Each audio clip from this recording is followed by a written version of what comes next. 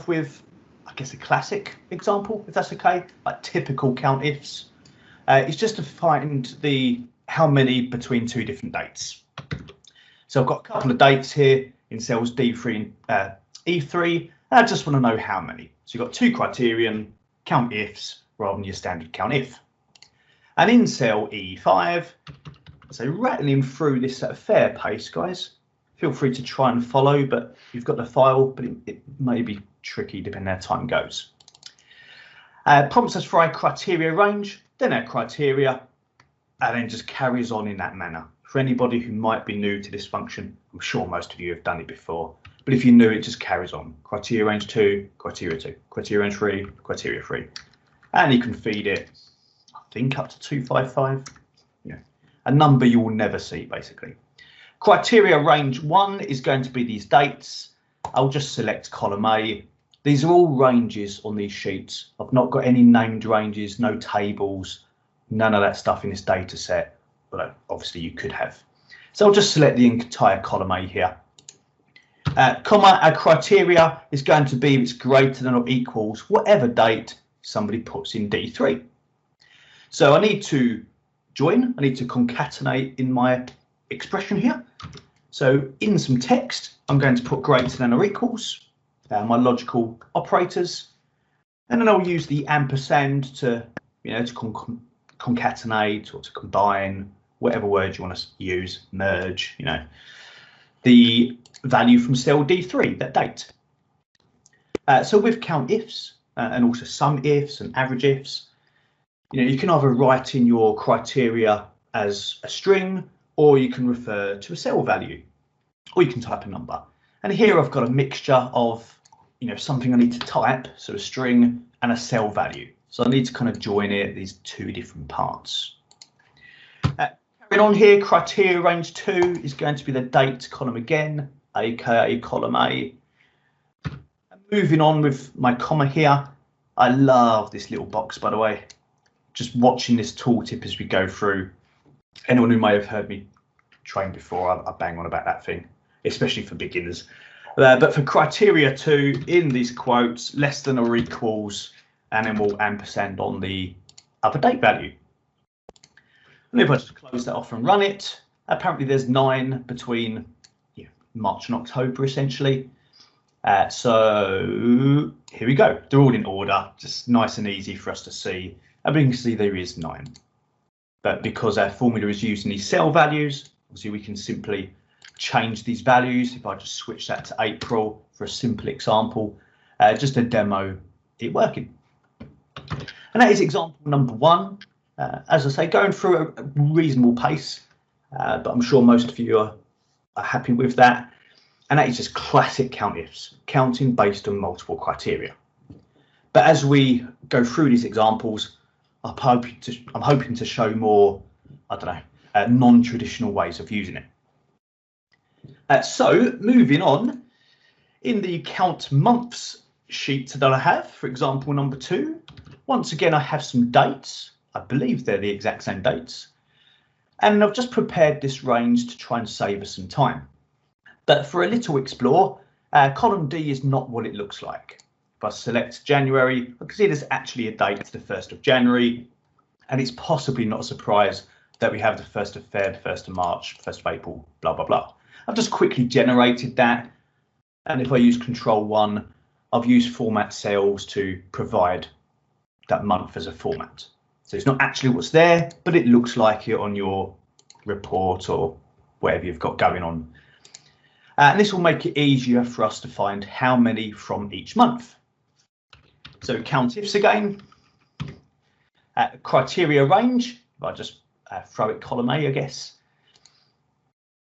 And then for the criteria, I need 2 criteria again. It's got to be in January. So I'm going to ask if it is greater than or equals, very similar to the last example in some aspects here, which was intentional, that date. Remember, there's a date in there.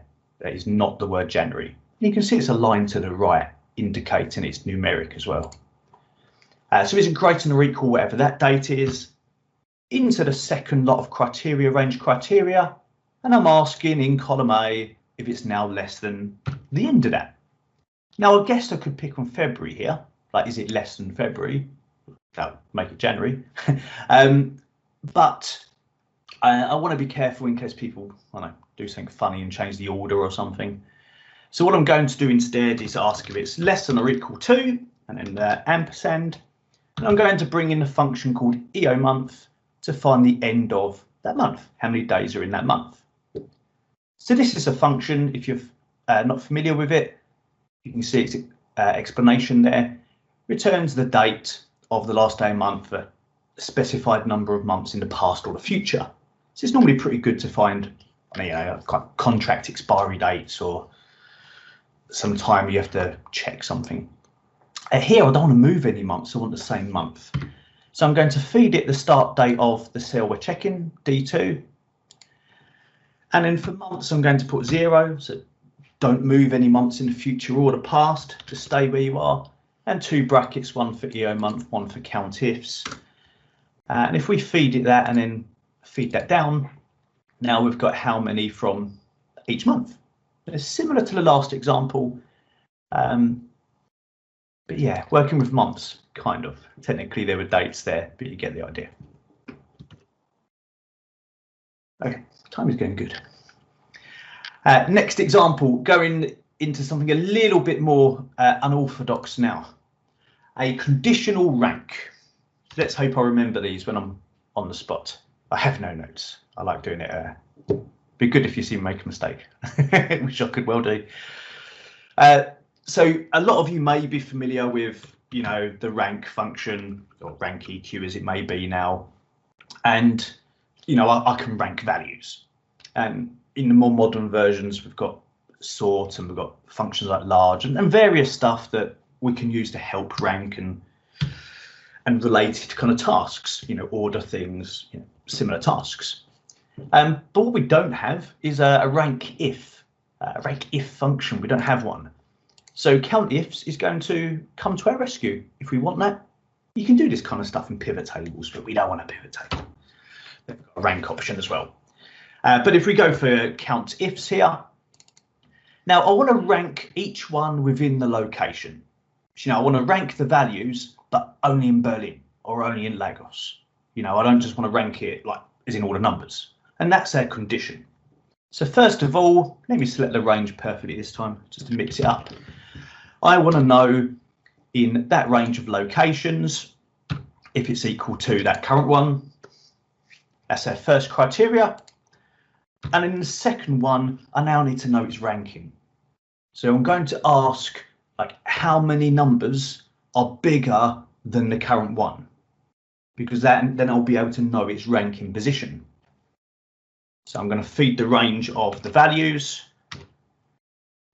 and I'm going to ask how many are larger than. So a lot of this concatenation going on in these examples because I'm using cell values. I want to know how many are actually bigger than that current one.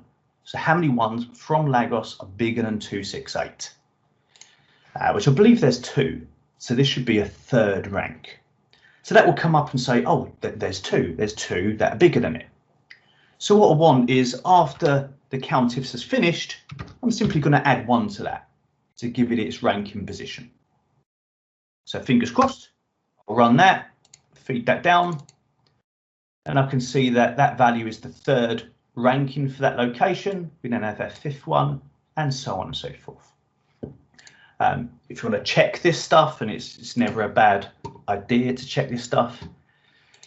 My friend Oz du Soleil will moan at people to check things all the times. I could always filter it or run some quick sorts, and I can say, oh look, yeah, Berlin seems to be ranking, and then Chicago's ranking, and Lagos. And obviously, you don't need to sort it, but just to check these things are working. Well, then undo. So we were able to apply. I could have done loads of conditions, but a conditional rank formula. Okay. Next up, I'm going for one called a unique ranking. I'm getting through these in pretty good time, aren't I, Michael? All right, this is something I've done years ago. Like when Michael mentioned about my my courses and stuff. I created a course on creating sports league tables in, I don't know, like 2011 maybe. I've been doing this a lot longer than some others in the same field, and also shorter than others in the same field. So we're doing this kind of example for ages, but once again, we have rank formulas and blah blah blah, but we don't necessarily get a unique ranking. So, you know, if I was going to do a rank function right now, and I want to rank that number in the reference of numbers, and then do on it descending or ascending, I'll choose descending. But that will be the argument anyway. That is the default argument if omitted. And if I run that, you know, this will quite happily rank that value. But as you've probably seen here, I do have two people with the same score, you know, and all it does is kind of skip the number 4 then and move on. So COUNTIFS is a solution to get around this, especially across all versions and stuff. So the way we can do that here is after this rank function, I'm simply going to add onto that a COUNTIFS. Always COUNTIFS, never COUNTIF, even if there's one condition. So the criteria range is I want to know in that range how many values are, no, sorry, what I'm going to do, mix up my examples. Doing something a little bit different here. I want to have this as a kind of rolling range. Yeah, so coming down here, I want to know, like, how many times does this number occur? 84, like once. But then as it gets down, it will see it and go, ah, you're the second occurrence of 84. So I don't want to feed it the entire range, which I was close to doing there, because when it sees 84 for the first time, it will say 2, like you are in there twice. But I don't want to include the next one yet. So I'm going to have a fixed starting point, but then a kind of rolling second point. And I'm counting the occurrences of that value. That will come up and go, okay, you're in there once, you're in there twice. And it's going to add that to the current rank. I'm going to minus 1 after that, just to kind of negate it. So when it sees the 84 for the first time, we'll go, and look to add 1 on top. I don't want to add 1 on, that's the first occurrence of. Running that and copying it down just gives us, you know, an easy way. Obviously, I'm relying on the order of the numbers here. So there's much more flashy solutions and multi-criteria solutions, and there's so many techniques to do this, which you'll find on YouTube and stuff. How do you rank ties and all this kind of stuff. And I've got other videos on it as well. But this is just a simple, no nonsense. Look, I just want to separate the numbers uniquely. I'm not fussed about how you do it. Just give me a complete set. And COUNTIFS is a brilliant technique for that. Maybe rank them with a simple index function, which I'm doing okay for time, so I might just throw this stuff in. So, you know, if I wanted to create this kind of league table, I can maybe bring in a new function. Obviously, you don't need this if you don't have Excel 365 or you don't use online. You can always just type these in. But if I just throw in a sequence function for now, there's 6 numbers, so I'll just put in 6 there. And then we can maybe use something a bit more old school, like an index match, just to say, look, bring me the name. If, let's throw a match in there. I'm running out of my Zoom screen here. But I want to look for that value. So who's the best value? What's the top number in the range that I created here? Exact match. And it's Michael. Well done, Michael. Didn't quite get 100 though, did you? It's nicely ranked in that order. And obviously this is all dynamic. If, you know, Javier was going to suddenly get, I don't know, 80 or something. No, maybe bad choice of numbers. But it all kind of sort itself out. Yeah, excellent.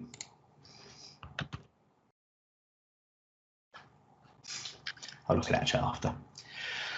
Okay, next up, what is this? 5th one. Okay, let's keep an eye on it. This is counting uniques. So, you know, those of you who use Excel a lot, which is, I guess, probably all of you if you're here, and if you've got Excel 365, which not necessarily everybody does, just quickly, you may know that we could do this by simply using a unique function. So obviously we're going to do COUNTIFS here. Remember, I haven't got any tables or anything here, it's all ranges, just to keep things uniform.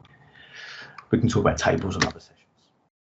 And I'll get a unique rank in, and I can throw a count A around it because I'm dealing with text here, and get a count. And I can see, oh, there's 6 uniques, like easy peasy in 365 because of this unique function that came out.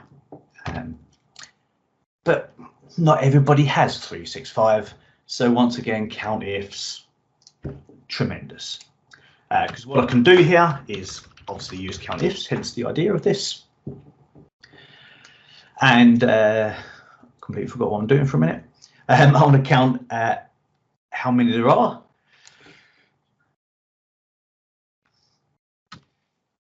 So if I just completely forget what I'm doing, count the occurrences in these. So what we've got here, this is going to come up, and obviously I've got dynamic arrays going. This is nice to see what's going on. We're not going to do it this way. But this is telling me a count of how many there are at the moment. Now, if we go forth and add a bit more to that, I'm not sure if I'm explaining this great, but let's see how we do.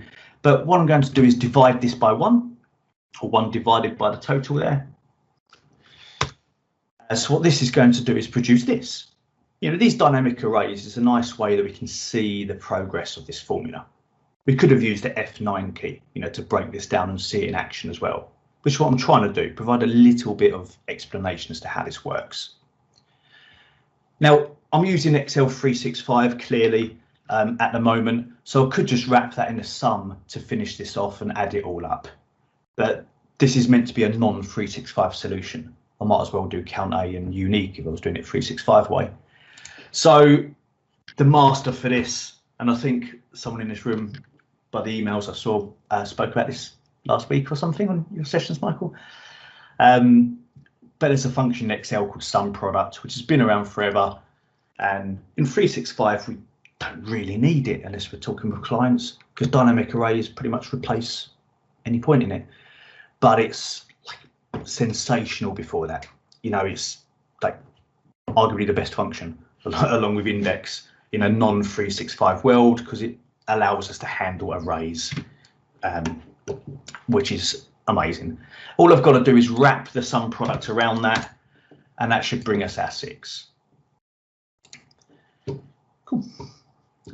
So finding out how many, dividing it by 1, and you saw the progress there, and then simply adding them up to find a non-365 way of counting uniques.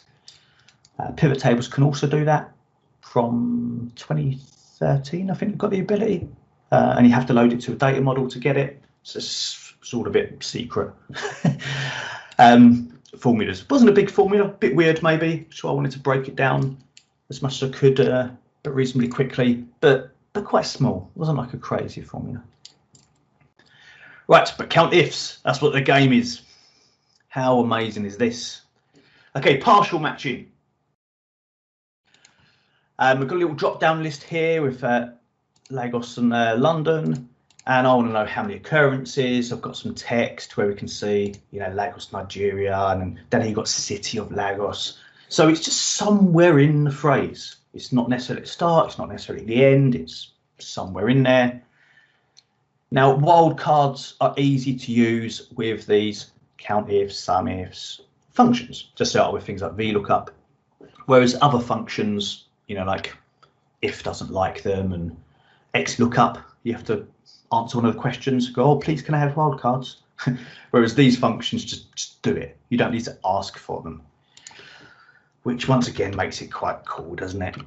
So COUNTIFS, the range is these range of values here.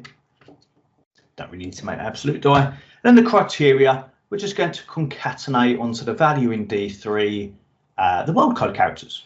And I'm going to put them at the start and also at the end, because words like London or Lagos or just somewhere in there. So open quotes, in goes the asterisk, a classic wildcard character.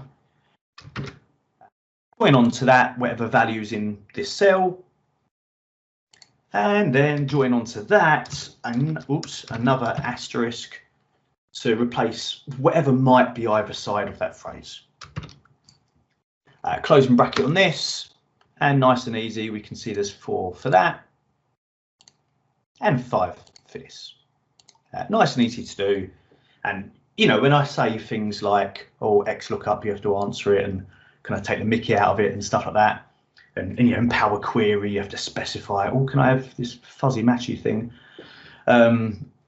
It's not as straightforward as this. Now, I'm not saying those things are bad, obviously. Don't start hitting me with questions saying I'm moaning about Power Query. I don't. I'm just doing it as an example. How much easier is this to use wildcards? And obviously, I'm trying to say how amazing COUNTIFS are. Right, so parcel matches, nice and easy. And the same goes for its colleagues, some ifs, etc. Oh, much quicker than what I thought it would. Maybe I'm going too fast. If you want any help on any examples, let me know. Oh, actually, this one's quite a big one. This is frequency. I probably should have made this one a bit easier. But, you know, we want to create some kind of histogram. We want to assign these values to bins, get this kind of frequency going.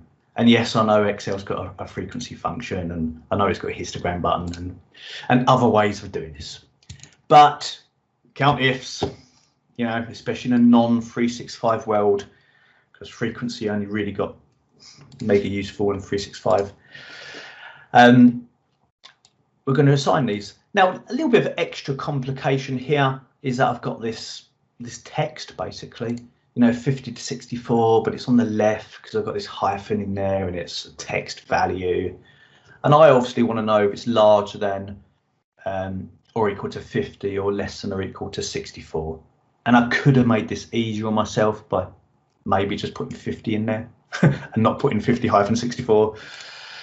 But that's not always how life is. You know, your customer, your boss may just say, oh no, you have to do it like that because I like how that looks. I was like, oh, okay, it would be easier if you let me do it this way, but okay.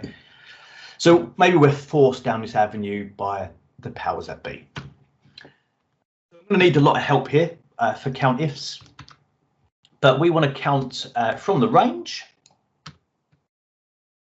And for the criteria, I want to know if it's greater than or equal to ampersand, and I'm just going to use a left function to take the first 2 characters here. So left of that text, 2. So just take those first 2 characters for me. Is it greater than or equal to that?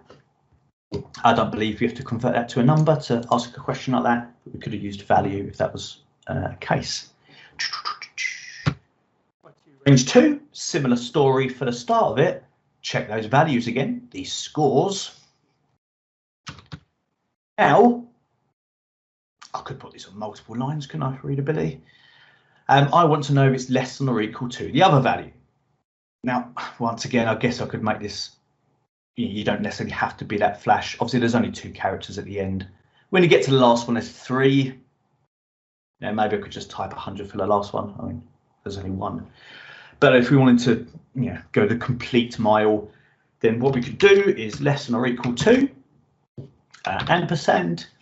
I could use the right function on there.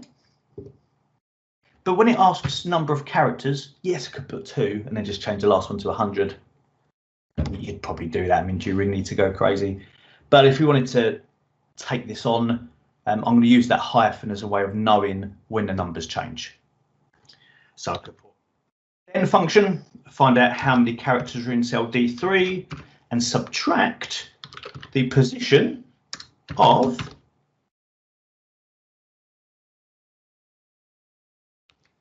so can you find the position of the hyphen, which in the last one will be the 3rd position. So how many there are there? 6. Take away 3rd position, 3. There are 3 left. And we're kind of dynamically finding out how many characters. As I say, maybe overcooking it, you don't have to be this flash in a simple example. There is only one with 3 digits. But why not? It's good fun, isn't it? So close off the right function, close off the COUNTIFS function, cross our fingers and hope for the best, and fill it down.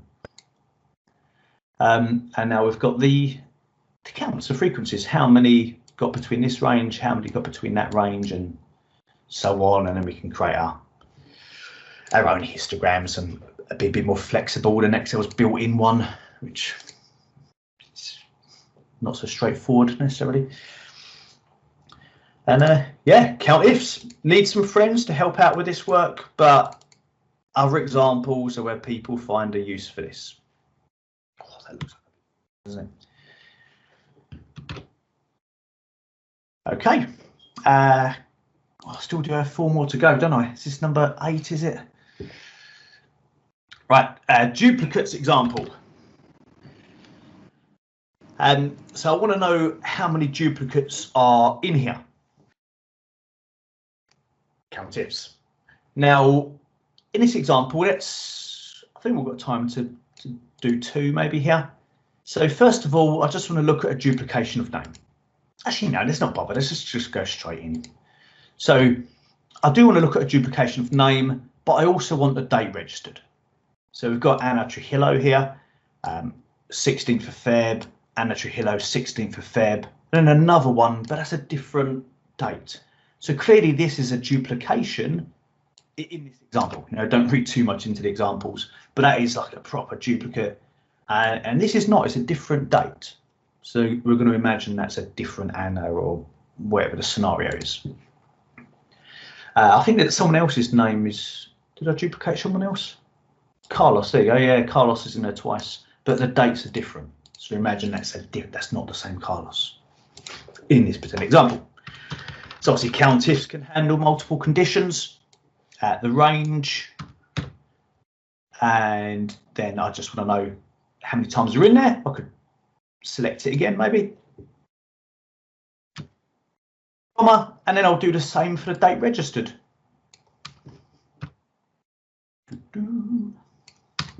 So I'm feeding those in there twice, using the 2 columns that I want.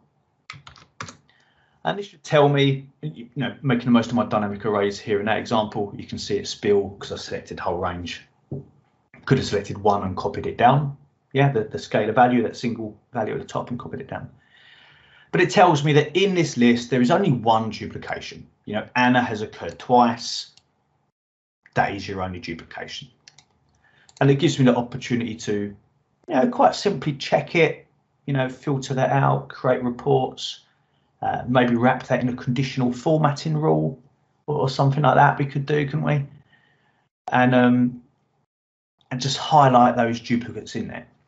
COUNTIFS, obviously Excel's got various ways of dealing with duplicates, whether it be a Power Query approach or the remove duplicates button on data. But as it says, that does remove your duplicates. You know, conditional formatting's got a feature in it, but it's a pretty basic feature.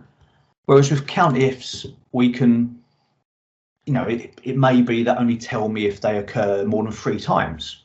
You may have some kind of threshold in there, you know, and that maybe goes beyond the other features there, you know, where duplicate is if it occurs 1 more time. You know, you can't get clever and say, oh, only if they occur 5 more times. Yeah, COUNTIFS is bringing that in, but also making it easy to do. You know, I could just throw an expression on the end, you know, asking, oh, is it greater than 5? And use that as logic in a formatting rule or in an if or something like that. Quite easy to do, but loads of control over it. I love formulaic approaches, you know.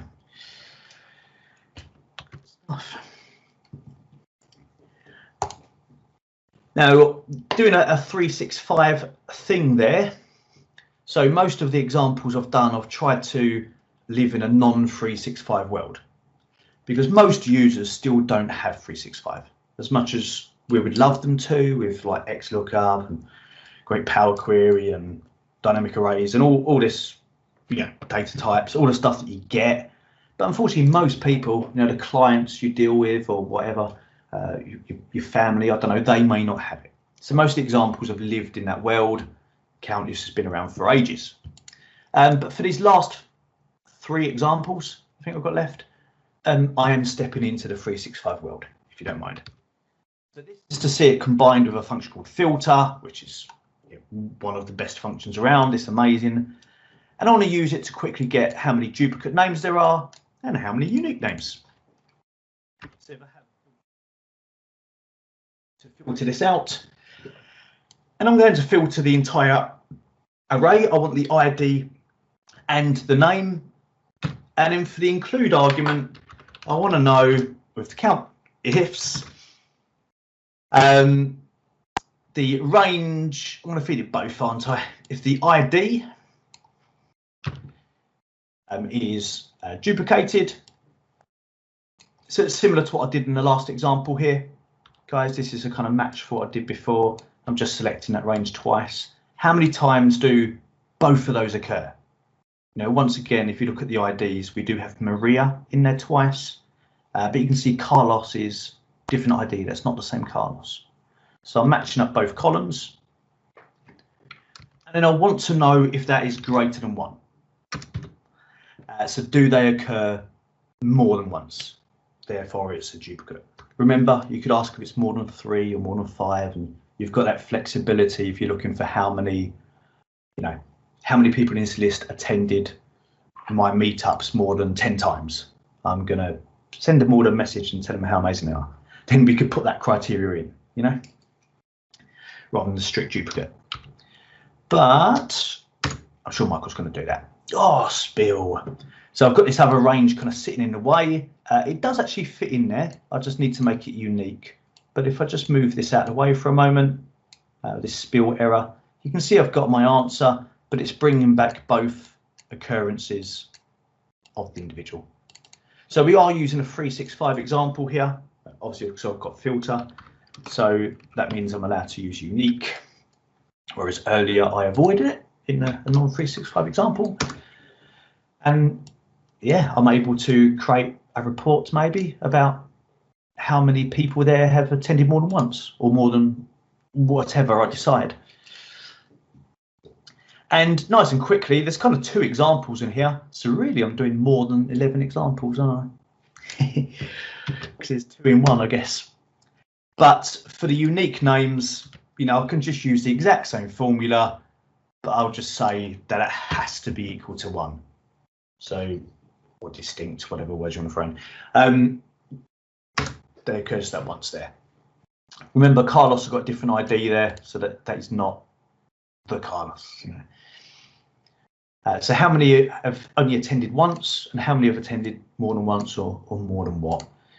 All dynamic. Well, I say all. That should be a table to be fully dynamic, really. But let's say it's all dynamic reports, so we're always getting this when we need it.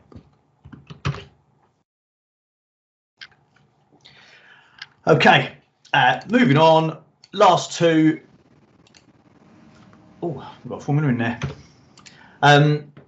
Which will be nice and quick, really, is comparing lists. So what we want to know, 2 examples here. I think I'll use the same sheet, actually. I've got 2 sheets, but they're the same. So a bit unnecessary, to be honest, on my part.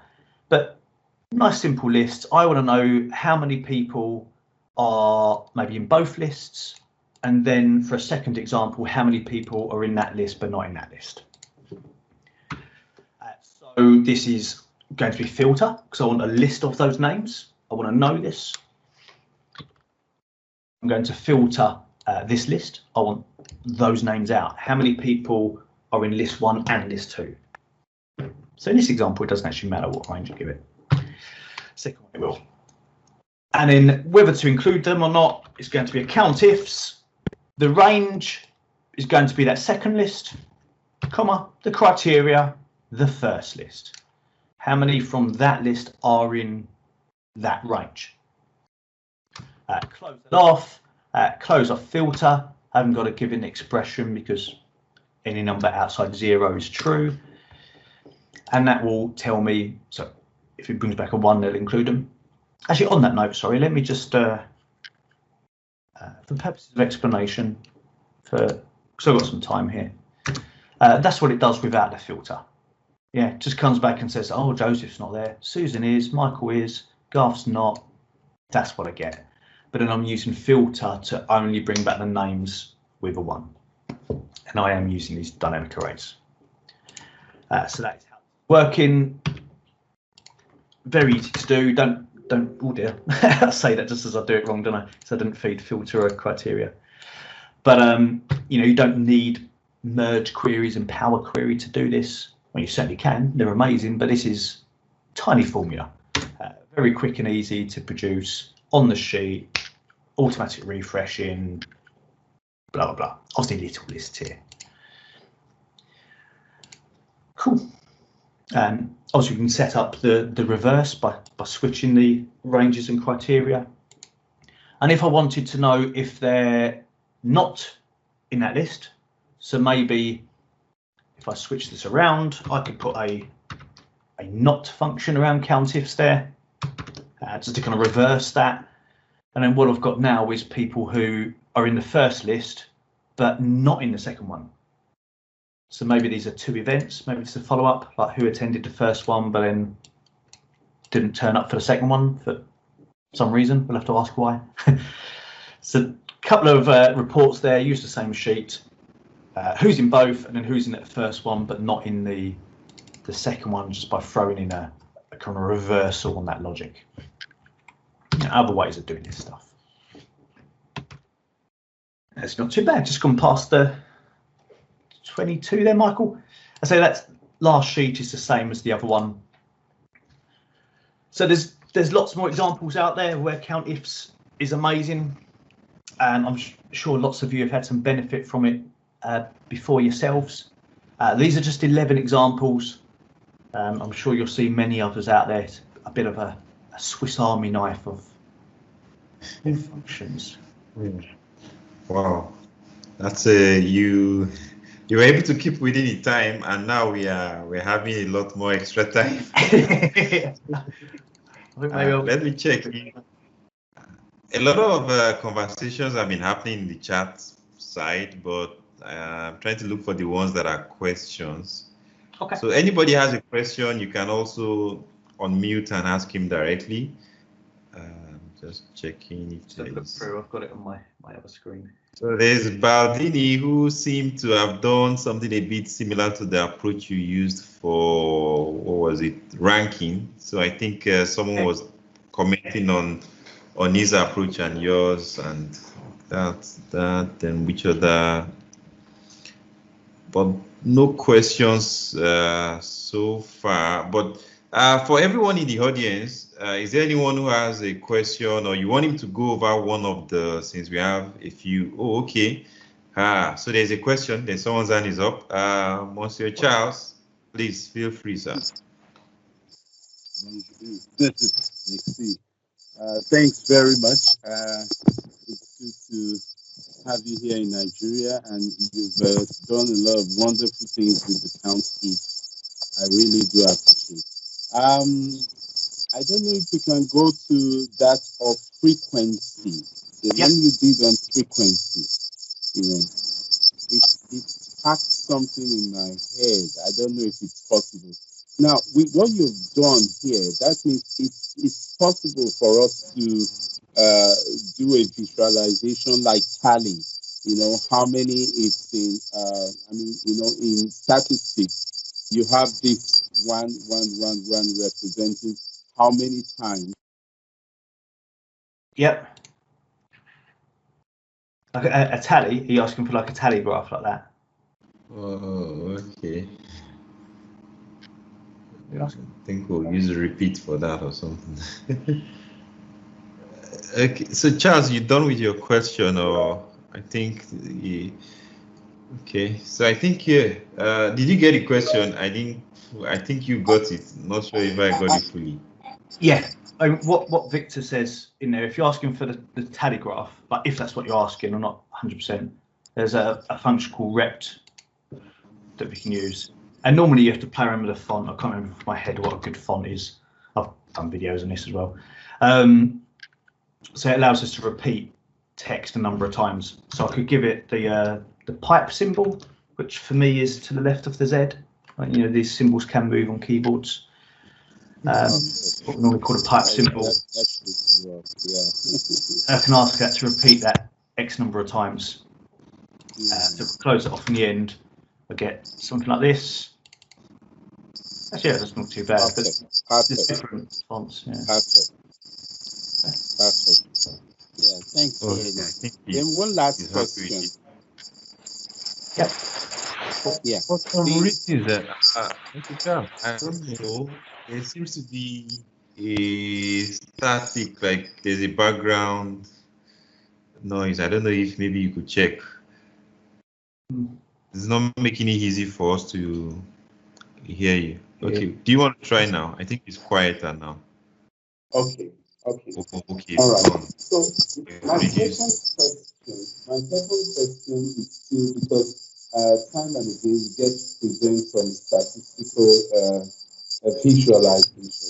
There is this 10 and leave plot. Now I'm not saying maybe we should work on that now, but I don't know if maybe it's something you might have ideas on 10 and leave plot.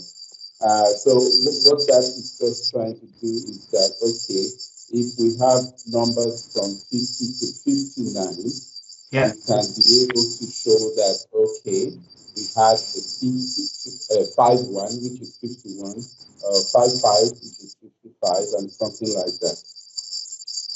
Can this COUNTIFS help us in doing that? Because it tends to point to a possibility.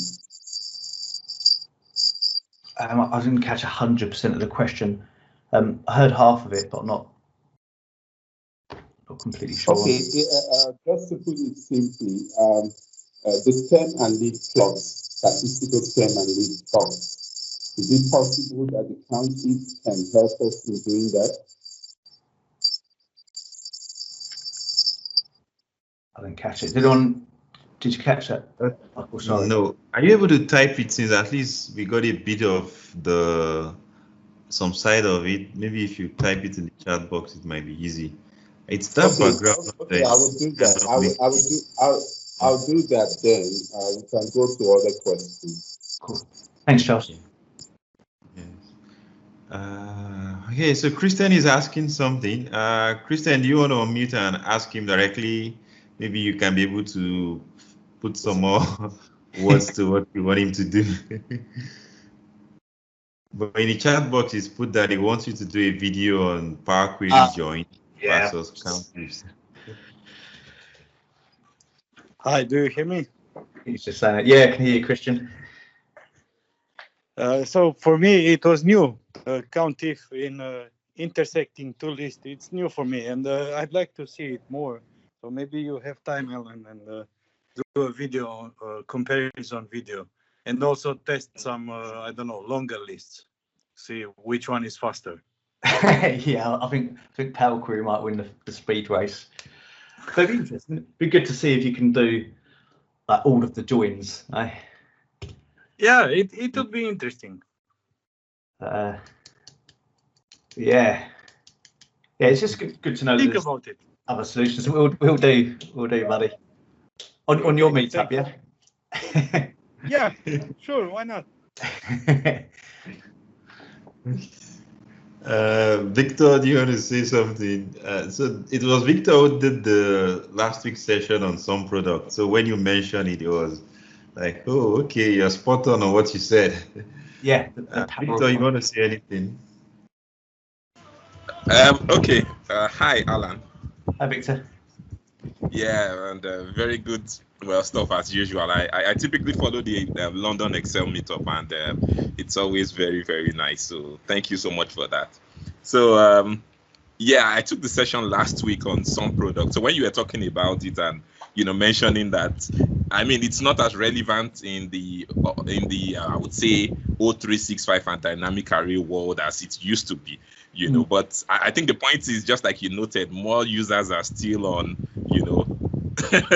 2010, 2013, and 16. So yeah, it still has its place. I know Michael just wanted me to talk. It's not like I had a question to ask you. Yeah, no but worries. Yeah, but I think what you've done with the COUNTIFS, like I mentioned last week too. Of course, some products can't do most of that, but I think of course COUNTIFS has a lot of advantages. Like the wildcard is much easier in COUNTIFS than it is with some products. Some product by default, of course, doesn't accept wildcards, but you might now have to infuse maybe search and its number and kind of wrap that all together. So yeah, but this session was really, really good. I'm surprised the number of examples you're able to pull up in 40 minutes. I couldn't do half of this in 1 hour. No. Thanks, Victor. So thank you so much. It's a pleasure seeing you. Thank you very much. All right. So if anybody has any more questions, you can always interrupt me. But I want to move to, there are 2 special questions that we always ask towards the end, and at this point, I think I have to ask them. Okay. So. Michael. All right. So question number 1 is, so Alan, tell us, how has it been your journey from start till now? I know you've been in this space for, I think, over 20 years, and for some of us, we don't even know what Excel was or what Excel means 20 years ago, So we're interested to know your journey. Sure. I'll keep it brief, but you can ask more if you want. But yeah, so I've been training for 28 odd years. So I'm an Excel trainer, or Excel and Power BI trainer, which I always like to say. I mean, that's what I am at heart. People say, "Oh, MVP and all this." No, I'm not. I'm just a trainer. That's just what I am, really. And I've done that for 20 odd years. So when I say about COUNTIFS coming out in 2007, I remember those days very well. It makes me feel a bit old. That was a huge change. And then, so doing all this, the Computer Gaga, I think I set up the blog in 2009, I think, and then the YouTube in 2010. So I've been doing that quite a while as well. I think I'm only like a year after people like Bill Jennings set up, I think, on YouTube. He's been doing the other stuff longer. And initially when I did it, I didn't see all this kind of stuff coming. I just wanted to put like questions people asked me in training, I would create a video for, both to share for them, but also for me, so that I could remind myself, I had a resource. That was the idea. And I just threw it on YouTube. And if you look at my YouTube, you can see the first few years, I didn't do things very active. I was working full time and that, whereas nowadays, last 2-3 years, I've actually started doing it more seriously. And that's what it was all, and it's just kind of grown from there. Obviously, the world has changed with, all the social media and that kind of stuff nowadays. More days I'll still train, not as much as I did. Nowadays I'm kind of writing books and doing online courses. Yeah, I did the online courses about 8 years ago or something as well. I think I joined Udemy in 2012 or something. I was one of the first people in there. Whenever it opened, something like that. Maybe just to make you say a bit more on, what about pre-2009? What about before you started training? How did you get into the data analysis space? Or is it that maybe you've always been the numbers guy? Maybe from no, not at all.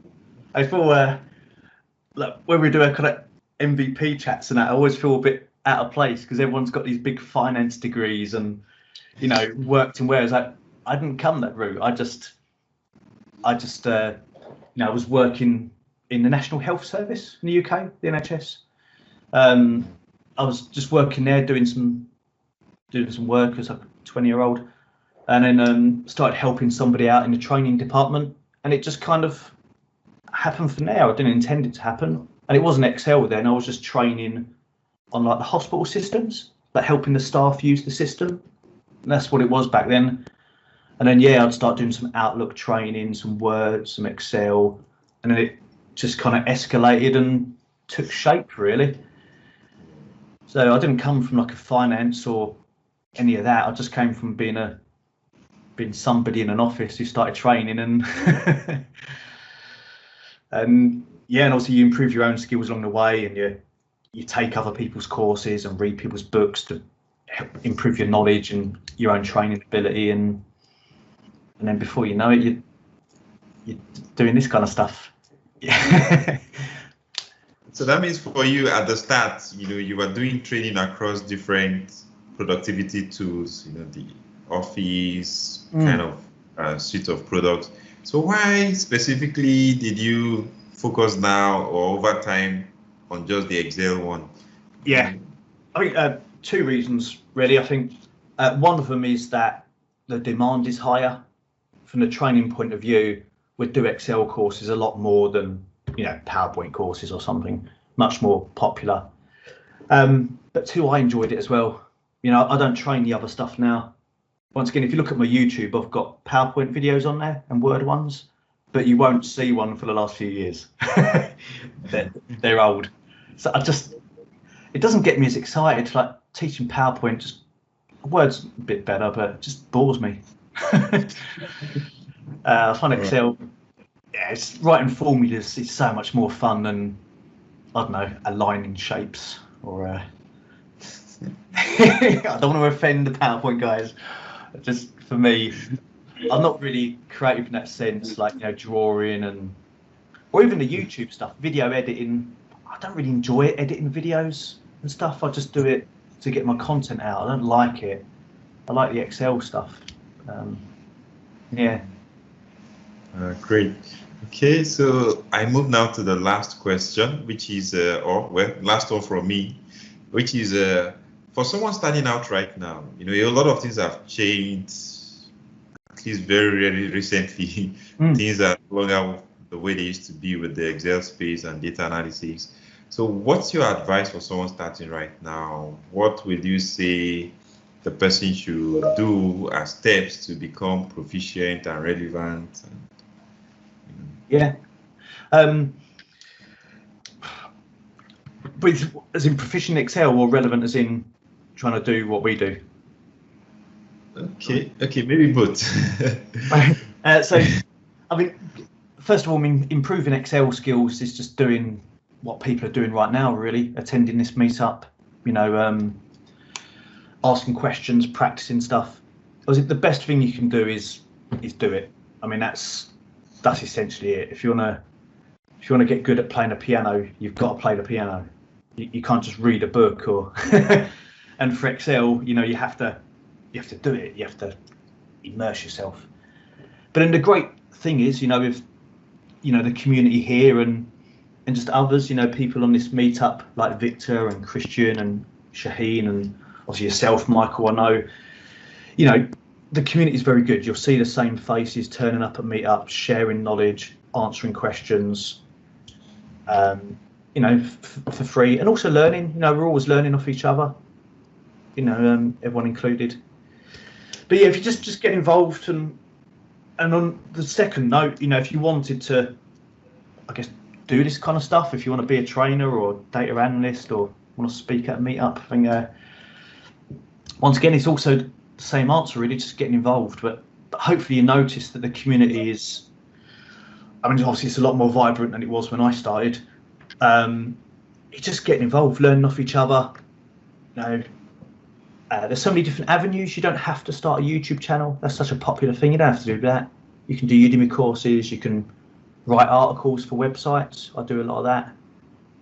There's so many different ways that you can, I guess, feed that passion, depending whether you prefer to write or develop. Maybe you prefer developing stuff rather than training.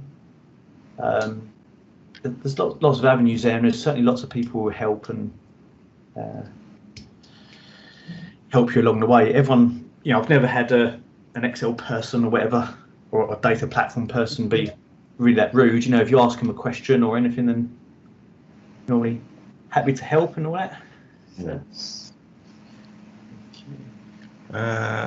Okay, so I think one question has popped in. Victor is asking if you're on MrExcel.com. I don't know why. No, what on the forum? Sorry, I'm not on there. So one thing I want to get your opinion on, it is, so now there are a lot of products coming up saying that Excel is no longer the ideal tool to use. Yeah. Organizations should try and move to newer generation tools. Excel is can be buggy. There's fragmentation. So there is a whole lot of list of reasons they keep coming up with for why companies should migrate away from Excel. So I want to ask your own opinion. Do you think, for those of us younger who still maybe are getting worried, should we start looking into trying to do something in addition to our Excel so we don't get out of relevance in the next 10 years? Or Excel is going to be really this big in the next 10, 15 years? I think it will still be this big. I mean, the closest competitor is Google Sheets, and they've got a very good product, especially for the online world. It defeats Excel hands down online. Got to play a game there. But as a product outside of online, obviously. But it's still going to be around anyway, because I mean, obviously with Excel, one, it's what people know. It's what employees and stuff know. Where you're going to retrain like years worth of talent. That's going to take some money and time. But also, it's not just Excel. It's the whole suite, of Teams and SharePoint and Word, and you get it all together, don't you? And if that's what, so it's not going anywhere. That's consoling. That's comforting.